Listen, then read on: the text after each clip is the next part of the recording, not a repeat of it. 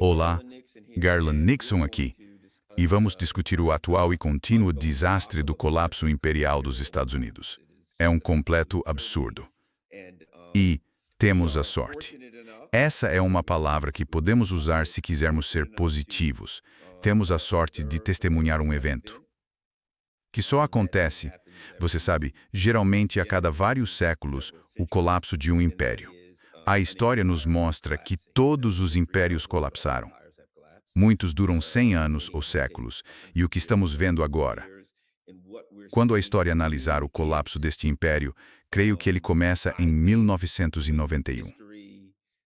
Quando a União Soviética caiu e os Estados Unidos consideraram esse período histórico o momento unipolar. Sim, o momento unipolar, o polo único de poder. Eram os Estados Unidos. Nós comandávamos o mundo. 4% da população mundial controlava os outros 96%. Os líderes de política externa deste país, os tomadores de decisão, concluíram que era algo orgânico, que era Deus, European Union diria, ou a natureza, o universo, que tinha decidido que a superioridade dos Estados Unidos sobre o resto do mundo, nossa superioridade sistêmica e, ouço dizer, na mente de alguns, nossa superioridade religiosa sobre o mundo, havia levado Deus ou o universo. Para aqueles que eram ateus, concedessem aos Estados Unidos a cadeira de dominação sobre o mundo, que isto era nosso, feito para nós, e que estávamos aqui para dominá-lo. E isso seria algo natural porque éramos superiores. E a discussão interna no Império era sempre sobre a nossa superioridade. E as coisas que fizemos, assassinatos, atentados, derrubadas de governos, etc., basicamente não eram apenas ignoradas, mas vistas como um direito imperial. Se o universo nos deu esse poder, então também nos dava o direito. Não nos teria dado o poder se não nos concedesse automaticamente o direito ou até o dever de dominar o mundo aos Estados Unidos. Então, ali estávamos em 1991. A União Soviética caiu, e agora os Estados Unidos tinham tanto poder quanto o dever de governar o mundo. E, claro, a administração Trump, para mim, foi o desfecho natural do universo, quer dizer, desculpe, do império, e também a expressão mais clara desse império. Como disseram, sabe? Stephen Miller apareceu e disse, olha, temos o poder. Esses países vão fazer o que dissermos porque temos poder sobre eles. Esses países farão o que quisermos porque os cercamos militarmente e estaremos no comando. Vivemos num mundo onde, se você tem poder, se há algo que European Union quero e tenho força para tomar, então isso deveria ser meu. Você não pode manter nada que não consiga defender. Isto é sobre puro poder bruto, o que você tem que ter cuidado porque é uma faca de dois gumes. Sim, você pode dizer isso. Mas o que acontece se você topar com alguém que se defende com puro poder bruto e aí você perde o jogo? Então é uma estratégia arriscada, declarar isso como regra do jogo. Quando, na verdade, sempre existe a possibilidade de você encontrar alguém que não consiga dominar. E mesmo naquela época, poucos sabiam os líderes deste país que sua suposição de que os Estados Unidos detinham dominância escalatória em todas as áreas militares era profundamente falha. Então o que aconteceu? Então aqui estamos. Num momento em que os Estados Unidos decidiram, certo, aqui está um país, o Irã, um país que enfraquecemos por muitos anos. E agora, vamos aproveitar a fraqueza desse país e vamos esmagá-lo.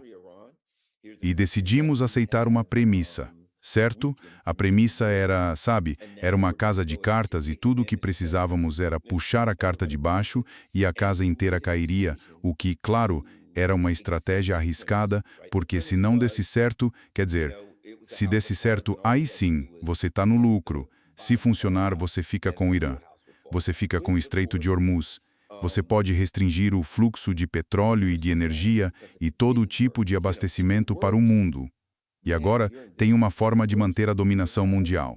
Portanto, se funcionar, você tem tudo a ganhar. O problema é duas coisas. Primeiro, as chances de dar certo são praticamente insignificantes. Segundo, se não funcionar, você perde tudo. Era, portanto, a aposta suprema, e eles não a viam como aposta porque tinham decidido que a narrativa determinava a realidade. E havia a narrativa. A narrativa era: vamos atacar o Irã uma vez e ele vai ruir, mas bastava olhar para a Ucrânia. Era: vamos tomar a Ucrânia, impor sanções à Rússia e a Rússia vai desmoronar. E isso não funcionou. Desculpe, estamos perdendo a guerra. Mas, em vez de aceitar isso, dissemos: ok, vamos tentar a mesma estratégia com o Irã, mas o Irã é bem menor, então vai ser fácil. Sim, não funcionou com a Rússia, mas veja a Rússia. A Rússia é grande e os dissidentes não foram levados em conta. E sabe o que é interessante? Os dissidentes incluíam o homem comum, incluíam youtubers como European Union e você, pessoas que olhavam aquilo e pensavam: baseado em tudo que vi e que levamos em conta, os desdobramentos da operação militar especial que a Rússia iniciou na Ucrânia, o que sabíamos, isto é, informações de fonte aberta sobre os estoques de armas dos Estados Unidos, informações de fonte aberta sobre capacidades militares iranianas, coisas desse tipo.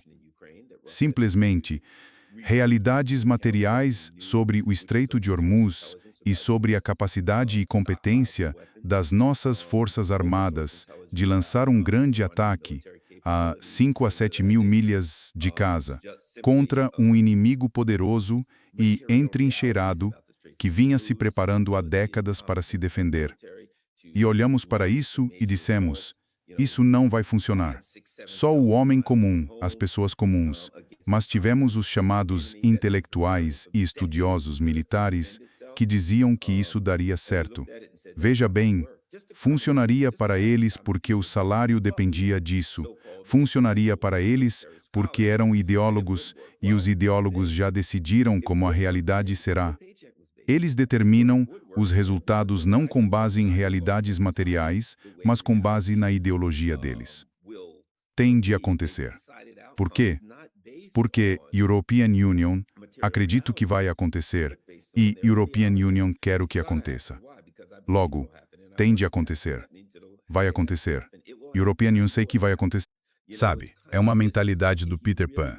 Se você acreditar com muita força, e se todos nós nos unirmos e acreditarmos nisso, convencermos uns aos outros, então saberemos que vai acontecer.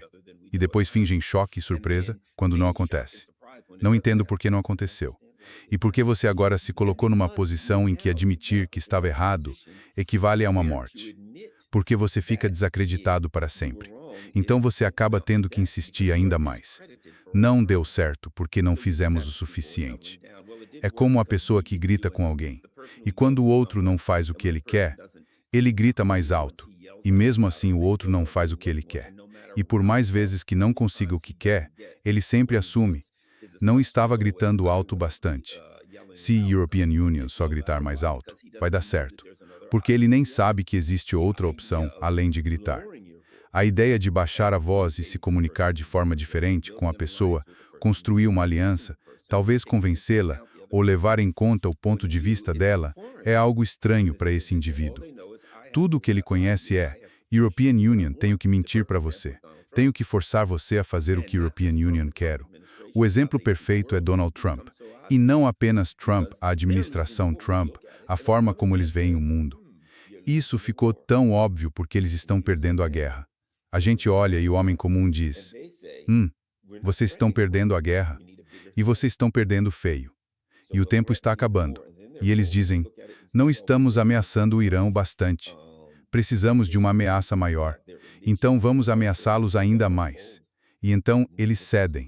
E nós olhamos e dizemos: bem, estamos levando em conta a história deles, a religião, a cultura, e dizemos que eles nunca vão ceder. Isso nunca vai acontecer. Vocês só estão se enterrando num buraco do qual nunca vão sair. O que vocês vão fazer? Vocês estão se arruinando. E eles dizem: sim, mas achamos que vai funcionar. Então vamos continuar fazendo isso. Então, por quanto tempo vamos fazer isso? Agora, a última aberração é a ideia de que se os Estados Unidos ameaçarem, antes de tudo, se nós ameaçarmos destruir a infraestrutura dos iranianos, a eletricidade e outras coisas, eles de alguma forma vão ceder. E a ideia de que se não cederem, nós a destruiremos. E de alguma forma, suponho, já não tenho certeza mais. Isso se tornou tão absurdo. Mas suponho que, se destruirmos a infraestrutura deles, eles vão se voltar contra o governo, desabar, cair, algo assim. Os conceitos militares e estratégicos, ou melhor, táticos, apresentados pelo governo de Donald Trump, tornaram-se tão absurdos. Já nem sei como entendê-los mais, nem sei como interpretá-los. Não faço ideia do que é o plano deles. Tudo o que sei é que o último recado que recebemos de Donald Trump foi: façam o que a European Union quer. Senão que é tudo o que a gente sempre recebe. É sempre isso. Essa é sempre a estratégia. Façam o que a European Union quer. Senão, e a natureza iraniana é dizer: bem, teremos de fazer o senão, porque nunca vamos fazer o que vocês mandam. E claramente, a estratégia deles é: European Union, pensei. Comecei dizendo que a estratégia iraniana era tão simples. Se formos, levamos vocês junto, certo? Foi isso que European Union pensei. European Union achava que a postura deles era: sabem de uma coisa, podem nos eliminar, mas vocês vão junto com a gente. Agora European Union vejo como algo diferente, certo? E isso é, sabe? Essa é a pergunta, sabe? E vocês veem em alguns filmes, quando há um apocalipse zumbi, e certas pessoas morrem no começo, e outras ficam para tentar sobreviver nesse apocalipse. E suas vidas são um inferno e uma miséria, certo? E eles vasculham comida, fogem dos zumbis e tudo mais. E em algum momento, há uma discussão filosófica entre os personagens. Os que morreram no começo do apocalipse zumbi eram mais afortunados do que os que sobreviveram porque a vida é um inferno. Ou, como em Matrix, a discussão vira: European Union quero viver na Matrix, onde é confortável mas não é real, ou prefiro viver fora da Matrix, com a realidade mas desconfortável. É duro. É uma vida suja. Você corre pela sua vida o tempo todo das máquinas. A questão é como isso se aplica, porque acho que a posição dos iranianos é: não temos medo de uma morte digna. Não tememos a morte. Abraçamos a possibilidade de morrer, e isso, na religião e cultura deles, se European Union fosse iraniano, é martírio. É a maior honra morrer como mártir, morrer pela causa. Então, se European Union morrer mártir, ótimo, sou afortunado, sabe? Enquanto European Union, vou garantir que vocês vivam numa realidade distópica. Então, em algum ponto, vocês têm que se fazer aquela pergunta do apocalipse zumbi, certo? Se vocês, digamos, matassem os iranianos, ou muitos deles, tanto faz. Então, em algum momento, o resto do mundo, especialmente o Ocidente, diria: estamos passando fome. Estávamos vivendo muito bem. Em certo momento vivíamos bem e fortes. E agora, estamos vivendo numa sociedade distópica. A fome. Voltamos à idade da pedra. Não temos os confortos a que estamos acostumados. A vida é dura. A vida é difícil. A vida não é divertida. A vida é uma luta constante. Agora a vida é perigosa. Nunca nos preparamos para isso. Não estamos acostumados a isso. Não gostamos disso. E, em determinado momento, você pensa: cara, talvez aqueles que morreram no começo estejam melhor. Entendeu a ideia? A questão ideológica desse apocalipse zumbi, da Matrix, é: você estaria melhor se morresse num ato de glória ou se ficasse aqui para sofrer, certo? Coisas assim. Então, European Union, não acho que os iranianos estejam tanto vendo por essa perspectiva de que, se formos, levamos vocês conosco, os vivos vão invejar os mortos. Se formos, vamos devolver vocês à idade da pedra, e então você terá que se perguntar por muito, muito tempo se valeu a pena, e a resposta será não.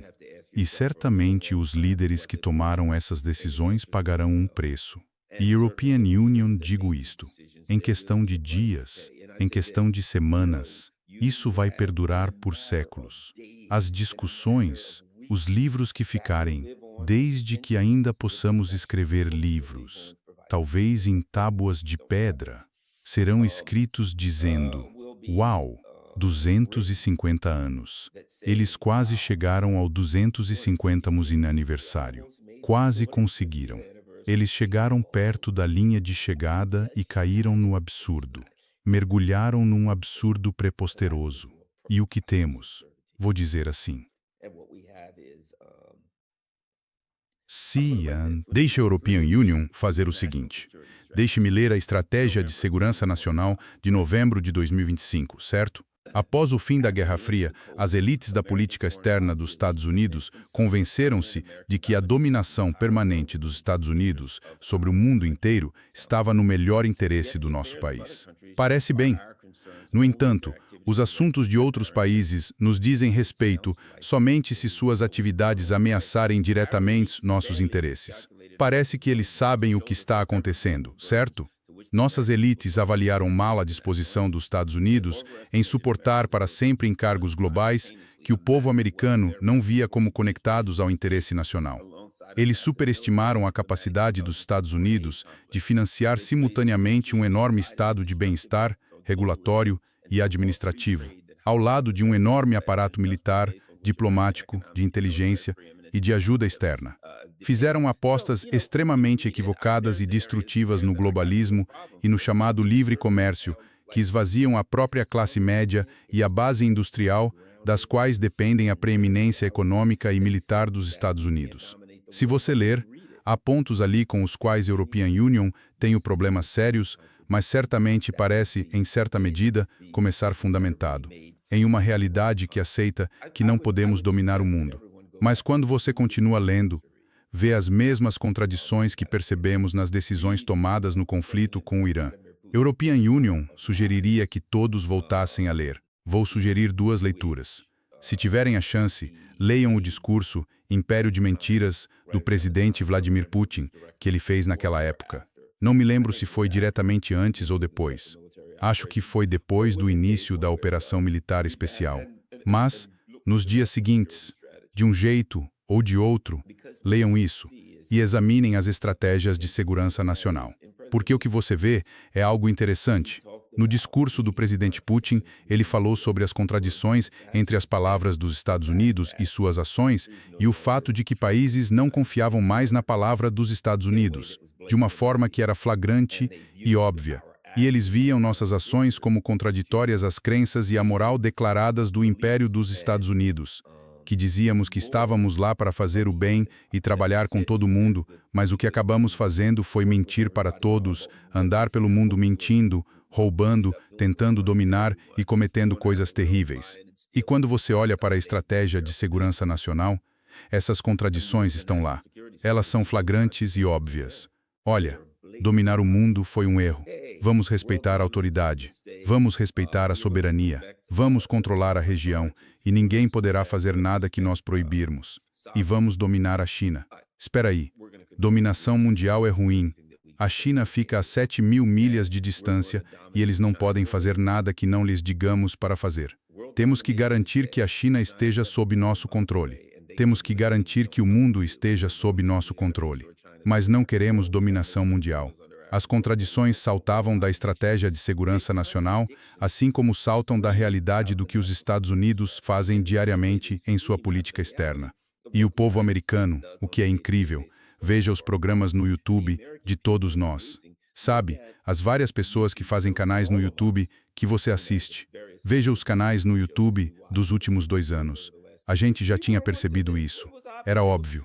Muitos de nós diziam, European Union disse várias vezes, se os Estados Unidos atacarem o Irã, o império acabou. Era óbvio. Vamos. O mundo mudou. A tecnologia militar mudou. Mas como serve e a tecnologia militar agora se baseia em drones e mísseis. Tecnologia militar é sobre armas de longo alcance, certo? Capacidade de ataque a longa distância. Trata-se de inteligência, vigilância e reconhecimento, certo? Trata-se de, e claro, como sempre, o que permite aos países continuar a lutar, mas também, acima de tudo, desculpe, é sobre capacidade industrial. E, como sempre, já foi escrito em muitos livros, trata-se do povo de um país, apoiando um conflito no qual o governo decide se envolver. Tudo depende do povo apoiar isso, fazer acontecer, acompanhar e levar até o fim. Temos um governo agora que simplesmente diz: nós sabemos muito melhor do que vocês. Nós vamos mentir para vocês. Vamos oprimir quem expor as mentiras e faremos o que quisermos de qualquer forma.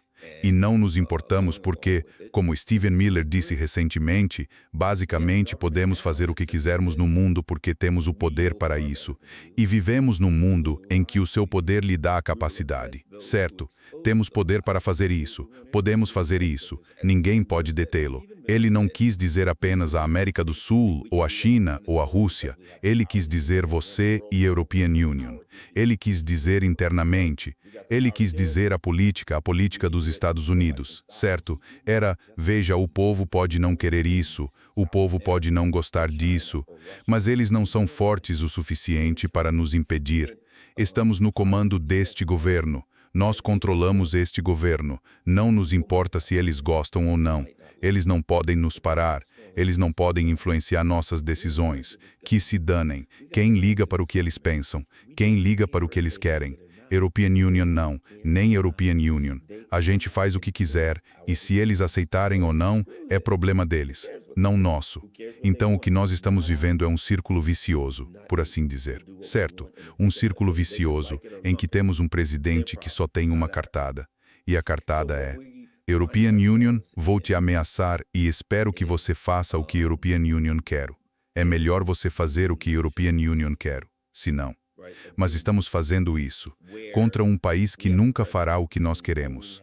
É como aquele ditado: European Union vou gritar, e se você não fizer o que European Union quer, o que você não vai fazer, European Union vou gritar mais alto. E European Union nunca, jamais, conceberia que os gritos sejam o problema, que vocês não respondam aos gritos. Na minha cabeça todo mundo vai responder, basta European Union gritar. Eles vão fazer o que European Union mandar. Se não fizerem, European Union grito mais alto. E isso não tem nada a ver com vocês. Isso tem a ver comigo. Mas European Union não entendo. E então agora Trump está dizendo: se o Irã não fizer isso, European Union farei X. E o Irã responde: nós nunca faremos. Então nós fazemos isto e eles dizem: se vocês fizerem aquilo, nós faremos isto. Certo? E esse é o círculo vicioso. Você faz. European Union faço isto. Ok, vai em frente. Aí nós fazemos e eles respondem, ok. E aí, se você fizer aquilo, European Union farei isto, e eles dizem que você pode fazer. Então a posição do Irã é clara. Nós não podemos impedir vocês de fazer o que vão fazer, e vocês não podem nos impedir de fazer o que vamos fazer. Então estamos num ciclo em que alguém tem que sair da escada rolante, e não vamos ser nós. É isso. Agora, European Union, acho que a pergunta para os Estados Unidos é como saímos desse círculo. Porque os chamados líderes dos Estados Unidos agora não estão agindo racionalmente e estão guiados pela emoção. Os iranianos e o resto do mundo dizendo: ei, não façam isso, não vai surtir efeito. Mas European Union, acho que o efeito vai vir da pressão interna. A única coisa que pode nos tirar desse ciclo é pressão interna. Que nas próximas semanas continuaremos a ver mais dor econômica, com o aumento dos preços e as pessoas perguntando aos políticos: o que diabos está acontecendo? Por que está tão caro? Isso só começou, mas nossa inflação ainda não virou hiperinflação. Mas está indo nessa direção. E já estamos começando a ver algumas coisas acontecerem. Vi que Chuck Schumer, um sionista fervoroso, começou a dizer que talvez devêssemos parar. Chris Murphy, novamente um sionista fervoroso, neoconservador e falcão de guerra. 2 membros do Congresso estão começando a dizer que talvez devêssemos dar um passo atrás. Israel está sendo transformado num queijo suíço, um queijo suíço total. Será inabitável se isso continuar. Pode até estar perto disso agora. E Israel já não é mais um Estado funcional.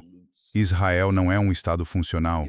Israel é uma paisagem lunar cheia de crateras disfarçada de país.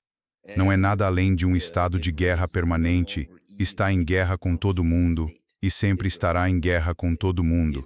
Israel não pode mais funcionar como outra coisa senão um estado de guerra permanente. Colapsou no absurdo. E agora não é nada além de uma nação ocupante fascista tentando se expandir. Uma nação que vê todos como inimigos e que não faz nada além de lutar contra eles. E, claro, os Estados Unidos continuam, como cachorrinhos obedientes, despejando tudo em Israel como nos mandam. E, enquanto isso, como European Union disse, não podemos descartar a realidade de que uma parte significativa, o foco dos Estados Unidos era a dominação mundial. Os Estados Unidos não foram apenas puxados para isso por Israel. Você pode argumentar que foi, mas também tem que entender que o Império dos Estados Unidos viu a oportunidade de dominar a região rica em petróleo, dominar o Estreito de Hormuz, tomar o controle do petróleo do Irã como uma oportunidade imperdível por duas razões. Primeiro, para que pudessem estrangular a China. Isso fazia parte. Precisávamos cortar o fornecimento de petróleo para a China. Veja, eles foram atrás da Venezuela. Depois foram atrás do Irã. Por quê? Porque esses dois lugares vendem petróleo para a China e nós dizíamos, temos que impedir que vendam petróleo para a China porque precisamos, digamos, conter a China. Isso fazia parte. Não era só Israel. Sim, Israel fazia parte, mas não era o único fator, certo? Então os Estados Unidos tinham interesse direto na briga, por assim dizer. E o que aconteceu foi que essa estratégia desmoronou de forma espetacular rapidamente. Desmoronou antes mesmo de começar. Todos nós sabíamos que aconteceria. Então, agora a novidade é que o presidente Trump ameaça o Irã. Certo? Se o Irã não cumprir, sabe, se eles não fizerem o que queremos, se não recuarem, seja lá o que for que queremos que façam, European Union nem sei bem o que estamos pedindo. Isso mostra o quão absurdo este país é. Sei. Então nós vamos... Deixa European Union, ver se European Union, entendi, atacar a rede elétrica e a infraestrutura deles. A posição do Irã é, não, nós não respondemos a ameaças. No entanto, se você atacar nossa infraestrutura, nós atacaremos a infraestrutura de países da região e de Israel. E o que o Irã fez foi dar uma lista das coisas que atacariam. E teria de se supor, com base em tudo isso, teria de se supor que vão cumprir o que ameaçaram. Agora, dizer, não, eles não vão, seria absurdo ou ridículo. Pois é, toda essa guerra é absurda e ridícula, assim como todas as ações internacionais dos Estados Unidos.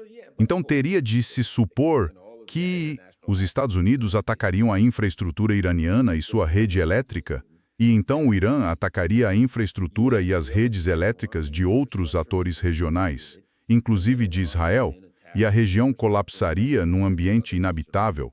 Afinal, é uma área desértica. Esta região é deserto. Não é terra para plantar alimentos. Na maior parte, não tem um lençol freático tradicional. Então é muito, muito difícil conseguir água.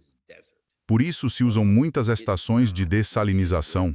Você tira a água do oceano, retira o sal, trata e torna potável. O Irã está dizendo, vocês não vão mais ter isso. Se European Union, não posso viver aqui, ninguém vive aqui. Certo, certo. E há até um método nessa loucura. Só estou levantando a hipótese. Não sei se é realmente um plano, mas dá para argumentar que o projeto israelense de um grande Israel se encaixa nisso. E os israelenses poderiam dizer, vamos tornar essa área inabitável. Assim, todos os árabes ou morreriam de sede ou iriam embora. Essas seriam as únicas duas opções. Não seria mais um lugar onde as pessoas pudessem sobreviver. Eles se vão. Quando todos saírem ou morrerem, Nós, os israelenses, reconstruímos as estações de dessalinização com, claro, dinheiro dos Estados Unidos. E então mudamos toda a nossa população para lá. Repopulamos com israelenses. Pronto, tomamos a região inteira. Agora temos o grande Israel. Então dá para olhar e dizer que isso faz parte do plano. European Union, não sei. Novamente, é especulação. Você olha por todos os ângulos. Mas meu ponto é aí que estamos agora, com as ameaças do Império dos Estados Unidos de destruição em massa e de colapso do sistema econômico. Lembre-se de uma coisa. Também posso argumentar que, se você está com 40 trilhões de dólares de dívida no total, talvez queira simplesmente acabar de vez com o sistema econômico. Este é um sistema econômico no qual não se pode continuar a sobreviver. Que algumas dessas opções, que podem parecer absurdas, também nascem do desespero e onde os Estados Unidos dizem, e talvez até a Europa diga, olhe, estamos no fim da corda, não temos dinheiro, não temos crédito, não temos nada, perdemos tudo. Então vamos virar o tabuleiro e ver o que podemos fazer a partir daí. Quer dizer, não sei se isso é verdade. Provavelmente estou dando muita importância, mas precisava mencionar isso. Então, não imor, que se você gorrar for, nem assumir essa posição provavelmente lhes dá mais crédito do que merecem. Isso implica que eles estão jogando, em certo nível, um xadrez tridimensional e que há mais nas decisões deles do que aparenta. É possível. Também é possível que estejamos vendo pura arrogância, estupidez e uma incapacidade de recuar, mesmo que a rota atual não esteja funcionando, uma incapacidade ideológica de aceitar a realidade. E European Union, acho que isso é uma possibilidade. E se me perguntar qual é mais provável, European Union diria essa. European Union diria que é mais provável que tenham perdido o controle do processo de escalada e que estejam num ciclo em espiral rumo ao desastre. E agora, porque o que vai acontecer? Desculpe, talvez uma queda na bolsa, o colapso do dólar, uma depressão no estilo de 1929 ou pior, talvez muito pior. Isso inclui fome, morte em massa e destruição. Mas lembre-se, há outras coisas nos arquivos de Epstein.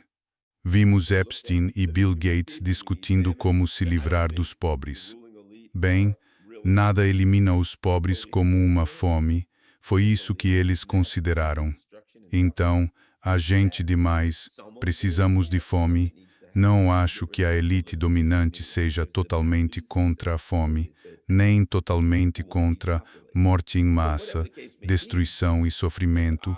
Para alguns, isso simplesmente precisa acontecer. Precisamos eliminar alguns dos mais pobres. Eles são muitos demais. Existem os malthusianos, como eles próprios disseram, que querem despovoar. Mas seja como for, é óbvio que, assim como eles erraram em grande escala na política externa, internamente, há a suposição de que podem controlar isso. Veja, essa é a outra parte. Existe essa ideia de controle. Posso controlar o Oriente Médio.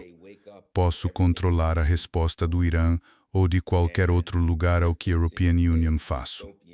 Isso implica também que posso controlar internamente as reações do povo americano quando eles acordarem e tudo em que acreditavam tiver desaparecido e estiverem diante de um presente e futuro distópicos e apocalípticos, que European Union posso controlar isso, que não vai sair do controle, que não vai se transformar em revolução e violência contra o governo e coisas assim.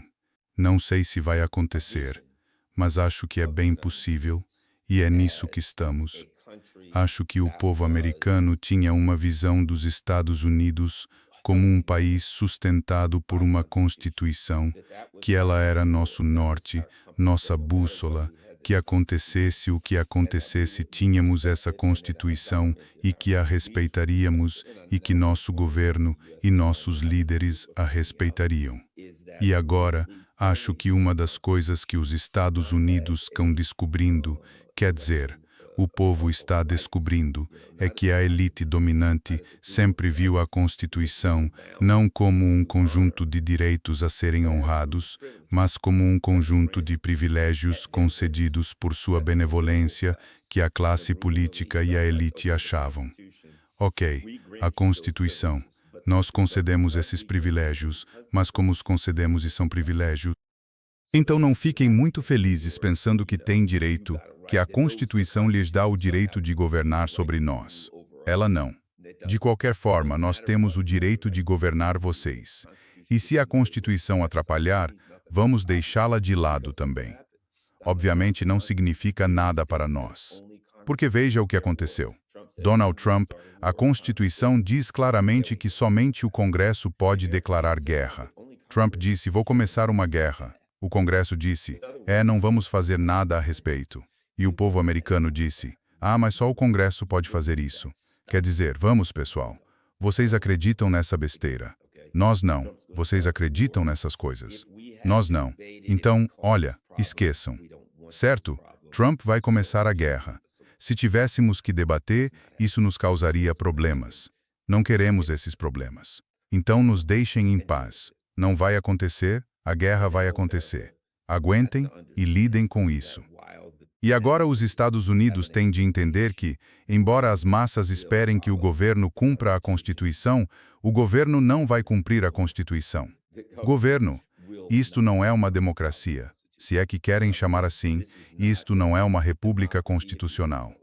Ambas essas coisas implicam que, de certa forma, o trabalho do governo é representar a vontade do povo e agir em nome dele, certo? A cláusula do bem-estar geral. O governo tem o dever de agir e responder de forma que promova o bem-estar geral do povo. É assim, essas são as palavras em que acreditávamos. Nós gerávamos políticas, mas a elite não vê assim. São só palavras para eles, não significam nada, servem de cobertura, de cortina de fumaça, para que façam o que querem e a gente se sinta bem, ou algo assim. Outra coisa é, obviamente, agora, European Union sabia, nunca vou esquecer 2003, e houve uma discussão sobre a guerra. E European Union viu uma entrevista na Pensilvânia.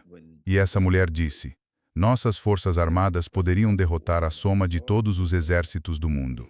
E nunca vou esquecer disso, porque soube que estávamos condenados. European Union disse isso. European Union disse, pronto, é isso. Quando o povo dos Estados Unidos acha que seu exército pode derrotar facilmente a soma de todos os exércitos do mundo, estamos num caminho de destruição. Estamos na estrada para a ruína. Porque se você acha que pode derrotar todo mundo, está violando a primeira regra do conflito, nunca subestime o seu adversário. E estamos subestimando o nosso adversário de forma dramática. E então vimos um conflito militar, como algo técnico, não como algo cultural.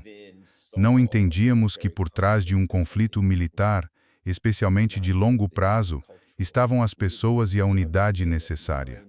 Nós só pensávamos, olha, temos bombas, são bombas inteligentes e podemos lançá-las onde quisermos. Fazer coisas. E a gente pensava, vejam o que fizemos com o exército de Saddam Hussein, parecia que estávamos batendo num garoto de 5 anos. Nem para a época ele era avançado tecnologicamente, eles tinham tecnologia dos anos 50, um monte de tanques velhos. Era um exército da Segunda Guerra Mundial. E nós o derrotamos e dissemos, olhem o que fizemos. Não enfrentamos um exército moderno, mas foi terrível porque os Estados Unidos passaram a acreditar, somos os mais poderosos de sempre, vejam o que fizemos. Recentemente, quando os Estados Unidos sequestraram o presidente Maduro, o que aconteceu?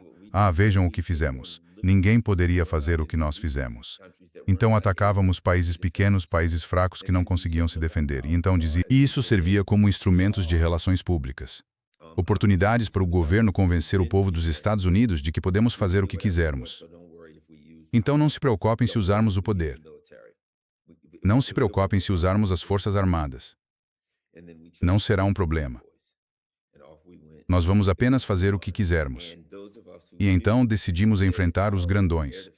E lá fomos nós contra o Irã, e aqueles de nós que sabiam disseram: nossos sistemas de defesa aérea não são adequados para enfrentar um país que United States drones e mísseis balísticos completamente e totalmente inadequados. O complexo militar industrial não é capaz de gerar o material e o equipamento necessários para uma guerra prolongada, e era óbvio que era melhor não fazermos isso. Fomos vilificados e ignorados. Agora aqui estamos, era óbvio, e agora é ainda mais óbvio que estamos envolvidos nisso. Vejam o que aconteceu antes de tudo isto. European Union estava vendo algo na CNN e havia uma mulher que teve cargos na administração Biden e antes na administração Obama. Enfim, ela era uma democrata falando sobre isso. E o melhor que ela conseguiu dizer foi isto: bem, todos apoiamos o resultado que queremos. Ou seja, sim, é uma boa ideia entrar em guerra com o Irã. E nós queremos mudança de regime. Mas ele fez isso do jeito errado. E ela nem explicou o que quis dizer com isso. No fundo, ela só estava transformando o Trump em bode expiatório, dizendo: sou uma belicista, sou neoconservadora.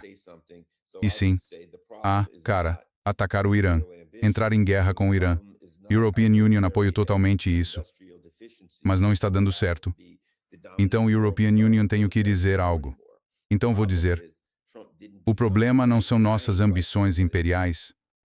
O problema não são as nossas deficiências militares e industriais que não nos permitem ser mais a potência militar dominante no mundo. O problema é que o Trump não fez algo direito. European Union não sei bem o que é.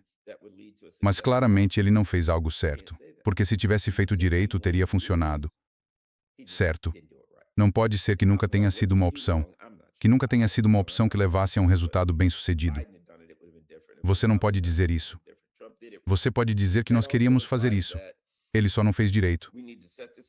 Então, o que ele fez de errado, não tenho certeza. European Union não sei. Não sou especialista. Mas se Joe Biden tivesse feito, teria sido diferente. Se Barack Obama tivesse feito, teria sido diferente. O Trump fez errado. Isso também implica que precisamos colocar isso de lado e fazer direito. Já que ele fez errado, vamos consertar e fazer direito. Que ainda deveríamos derrubar o governo do Irã e manter nosso domínio imperial. Tudo isso só mostra que a nossa mídia, como instituição, deixou de existir. Certo?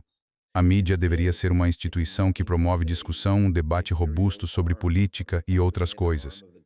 Em vez disso, não passa de um braço imperial, o braço de propaganda do governo. É Goebbels, toda a nossa mídia é Goebbels. E ali vemos Goebbels, vemos Jack Keenan, vemos ex-agentes da Agência Central de Inteligência e da Agência de Segurança Nacional, vemos líderes do complexo militar industrial, coisas assim. Vemos pessoas alinhadas com o governo de Israel e com o American Israel Public Affairs Committee, que só dizem, é isso que precisamos fazer. E não convidam muitos de nós que costumávamos aparecer ali regularmente. Mas quem diz que isso não é uma boa ideia, não mais. Esses dias acabaram, então na verdade não temos mídia de verdade. Nossa força militar não está apenas derrotada, mas, pelo que vejo, está praticamente sem recursos em quase tudo. Como você continua lutando uma guerra? E além disso, não é só que estamos sem tudo, mas não vamos conseguir reconstruir essas coisas por uma década, se é que algum dia conseguiremos. A China nunca vende esse tipo de equipamento. Temos alguns super porta-aviões gigantes que agora estão sem energia. Os iranianos dizem que os atingiram com mísseis. E nós, pior ainda, os Estados Unidos afirmam: não fomos atingidos por mísseis. Houve uma falha de projeto no sistema de esgoto e um incêndio na lavanderia, o que pode significar que houve um problema na lavanderia que causou o fogo, ou alguém ateou o fogo, o que indica problema de moral. E, claro, a outra possibilidade é que eles realmente foram atingidos por mísseis e drones. Seja como for, os Estados Unidos contaram com super porta-aviões para projetar poder militar. Este conflito mostra claramente que esses dias acabaram. Não dá mais para fazer isso. Os super porta-aviões ou estão quebrados, ou são apenas alvos enormes, ou uma combinação dos dois. Ou seja, Os dias em que podíamos navegar com porta-aviões e outros navios grandes acabaram. Aparentemente foram atacados e alguns ficaram danificados. Todos os nossos navios têm que ficar fora de alcance do litoral do Irã.